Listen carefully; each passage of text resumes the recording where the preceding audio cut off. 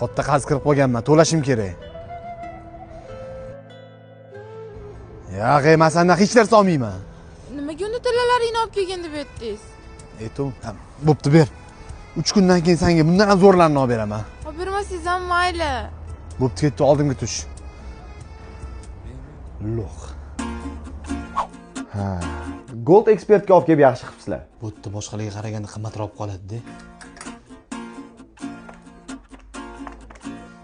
Onamda ham xuddi shunaqa tillalar bor edi. Nima yig'layapsiz, G'ulom aka? Onamga munosib farzand bo'la olmadim. Kuydirdim men onamni. Xo'p, 920 mingdan hisobladim, toshini olib tashladim, 47 million so'm pul berar ekanman, bo'ladimi? Bo'ladi. Mana. Voy, buncha pulga qancha gap qilsa bo'ladi-ya?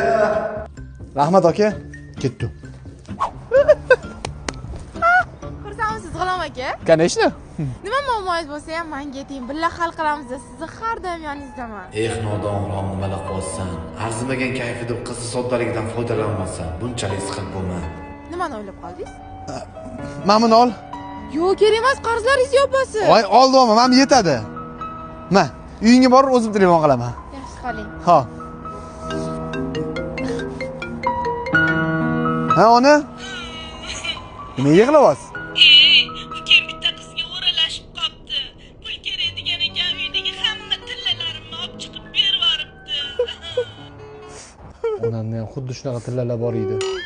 Men bu qizni sodda desam, oilam yo'qlab ketdi hammamizni. O'g'irni qaroqchi urdi. Ey birodar, qo'ldayni ko'tar, uzoqda emas, yoningda xatar.